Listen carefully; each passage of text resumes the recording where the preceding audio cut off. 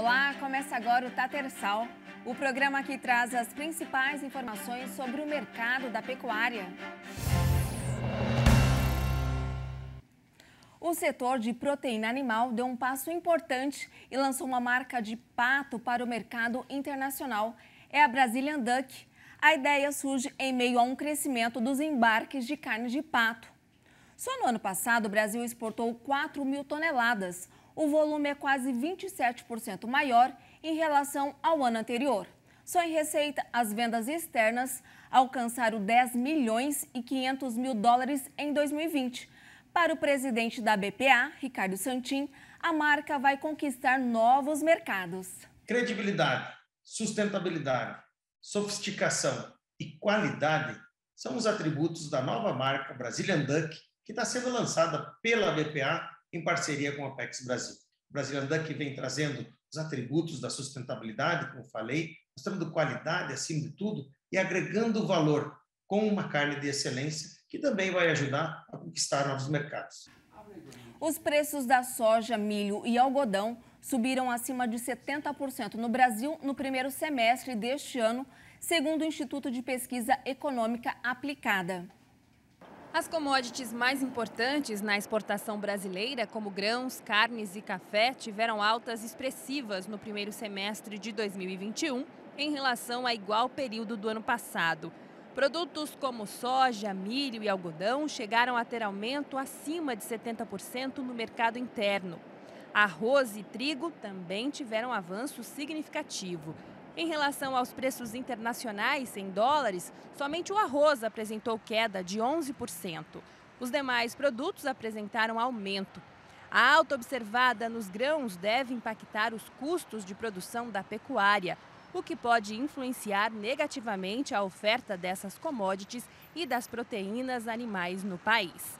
Segundo o IPEA, as altas de preços agropecuários no Brasil resultaram de uma combinação de fatores, como a escassez de água, as significativas altas de preços internacionais e a desvalorização cambial.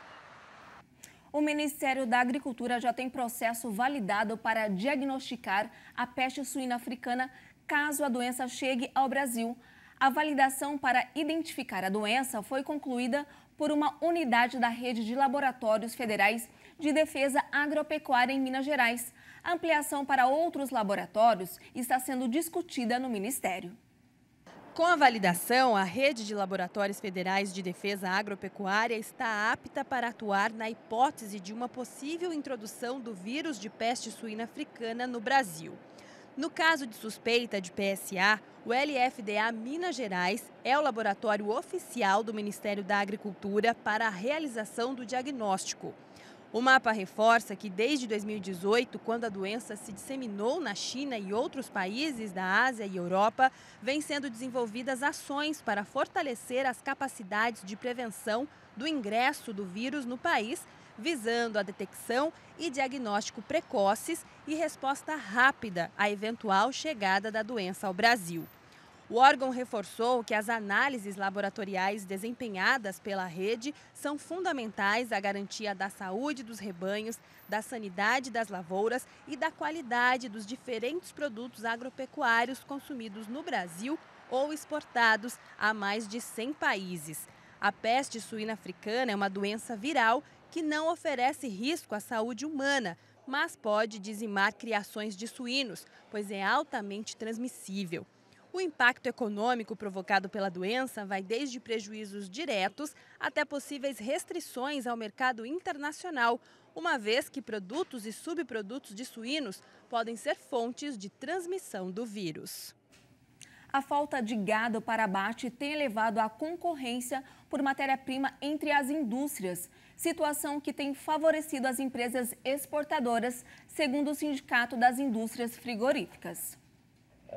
O dólar de 5,20 traz um atrativo e traz condições. A carne no mercado interno subiu bastante, porém não é o suficiente para cobrir os custos daquilo que subiu a matéria-prima, que subiu a arroba do boi. Então há um desequilíbrio. E neste desequilíbrio é que é necessária alguma intervenção, é necessário algum auxílio governamental para que essa situação passe. A gente vê uma luz no fim do túnel, o rebanho brasileiro deve voltar a crescer, matrizes estão sendo seguras e você deve ter um novo ponto de equilíbrio em alguns meses. Competitividade da carne de frango registra a segunda queda mensal consecutiva. À medida que a carne de frango se valoriza de forma consistente no mercado doméstico, a proteína perde competitividade frente às principais substitutas, a suína e a bovina.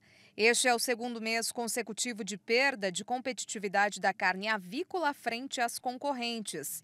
Considerando-se as médias da parcial de agosto até o dia 18, o preço do frango inteiro registra a menor diferença em relação ao da carcaça bovina em 8 meses.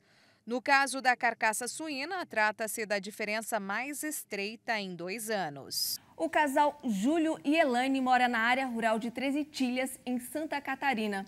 Eles estão satisfeitos com uma decisão tomada há 10 anos. Júlio voltou para o campo depois de trabalhar em empresas privadas. A alegria deles é estar na estância JF.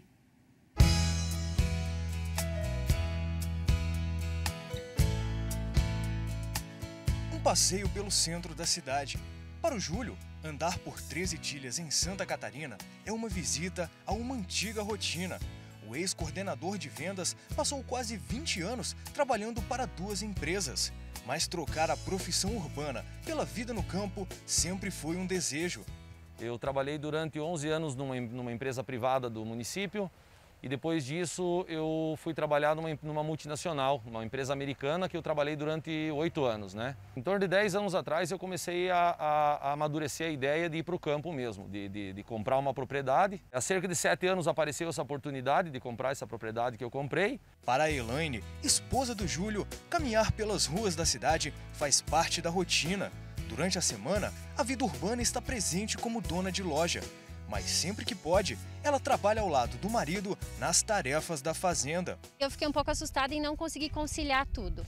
Então, mas depois eu entrei na onda, gostei da ideia, gostei dessa vida no campo. Então, nos finais de semana e durante a semana, às vezes final do dia, eu consigo ajudar o Júlio. A transição entre cidade e campo ocorre até no meio de transporte.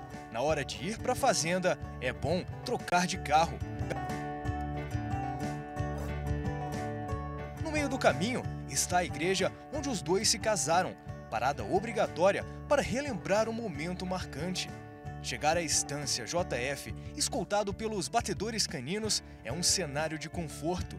Hoje, os 50 hectares estão estruturados, mas no começo não era assim. Essa propriedade ela não dispunha de água na época, água potável, de energia elétrica, nada. Então eu comecei a propriedade realmente do zero, tá? Demorei uns 2, 3 anos para ir estruturando essa propriedade. Com a estrutura montada, o Júlio partiu para a segunda etapa, a criação de bovinos de corte. Eu comecei nas raças britânicas, comecei com Angus e Aberdeen Angus, né? Enfim, algumas raças que se adaptam na nossa região também, né? E a gente tinha em torno de 60 a 70 cabeças de bovinos aqui na propriedade. A atividade rural representa a renda integral do produtor e isso ocorreu com mais uma série de investimentos. Aumento de rebanho e melhoramento genético garantiram 250 animais, triplicando a produção e o faturamento com a pecuária. A criação de bovinos de corte abriu as portas para expandir a atividade da propriedade. O bom desempenho no trabalho de recria e venda do rebanho proporcionou recursos que foram investidos na implementação da granja de suinocultura, um antigo desejo do produtor. E hoje a pecuária e a suinocultura, em relação à rentabilidade, elas estão andando juntas na propriedade. Não desmerecendo nenhuma, as duas atividades são fantásticas, mas o casamento das duas foi perfeito. O rebanho de suínos tem 1.500 animais nos sistemas de recria e de engorda. E se a união de atividades foi um casamento perfeito, a união do Júlio e da Elaine foi a combinação ideal para continuar o trabalho da propriedade quando os 5 funcionários estão de folga. Nos finais de semana, quando os empregados estão de folga, a gente assume todo o trabalho. Então eu consigo daí ajudar o Júlio tanto na parte dos suínos, né? Consigo identificar os suínos que estão com alguma doença, ajudo na medicação. E na parte dos bovinos, o que eu mais gosto de fazer é quando a gente pega os cavalos, encilha os cavalos e sai para fazer essa lida do gado, para fazer o manejo. Isso que é o que eu mais gosto de fazer com ele aqui. O atendimento da assistência técnica e gerencial do Senar em bovinocultura de corte contribuiu para a propriedade se tornar rentável. Nós observamos o contentamento do produtor com a sua atividade, onde ele começou a obter mais lucros com o seu sistema de produção. E, para finalizar, nós observamos que quando se tem uma gestão adequada, atrelada à tecnologia adequada, a conhecimento técnico, com certeza o produtor conseguirá obter ótimos resultados. E depois de 10 anos, o Júlio não se arrepende de ter feito a mudança da cidade para o campo. Eu tenho certeza, não só eu como minha esposa, que a gente fez a escolha certa. A gente gosta do que faz, faria tudo de novo, sairia mais uma vez da cidade e iria para o campo sem problema nenhum. A gente realmente está realizado no campo mesmo. Durante a programação da Expogenética, que neste ano foi virtual, personalidades e empresas ligadas ao agronegócio receberam reconhecimento pelos trabalhos prestados ao setor. É o mérito ABCZ Expogenética 2021. Entre os homenageados está o canal Terra Viva.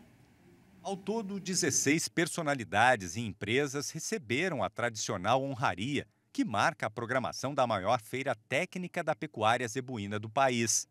A entrega do mérito ABCZ Expogenética 2021 foi feita de forma virtual e teve a presença do presidente da entidade, Rivaldo Machado Borges Júnior. A pecuária nacional chegou no que chegou graças ao empenho dessas pessoas que brilhantemente fizeram um trabalho da porteira para dentro, ou nas suas empresas, ou nas parcerias com a ABCZ, maravilhoso, e hoje chegou o dia da gente reconhecê-los. E o Terra Viva recebeu a comenda na categoria Comunicação, um reconhecimento aos importantes serviços prestados pelo canal na divulgação do melhoramento genético das raças zebuínas no país. Na categoria Comunicação, destacamos o canal Terra Viva. Nos 14 anos da feira, o Terra Viva esteve presente com equipes de reportagem e programas ao vivo direto do Parque Fernando Costa, mostrando as novidades da Expogenética. Durante a entrega da honraria, foi exibida uma série de vídeos destacando a atuação dos produtores rurais e das empresas homenageadas. O presidente do Grupo Bandeirantes, João Carlos Saad, falou sobre esse importante reconhecimento.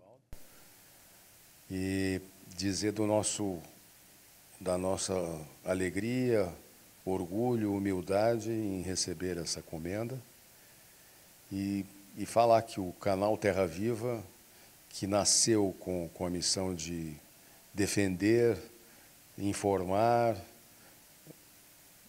questionar o governo quando é o caso, ou as autoridades, continuará sempre ao lado de vocês, ao lado do produtor brasileiro, do criador brasileiro, ao lado do nosso agronegócio. Podem contar conosco, com Terra Viva, com a Nilco, com o Grupo Bandeirantes, com Agro Mais, com todo o complexo do grupo. Nós somos parceiros de vocês e muito gratos por essa comenda. E o Tatersal de hoje fica por aqui. E amanhã eu volto com outras informações. Até lá. Tchau.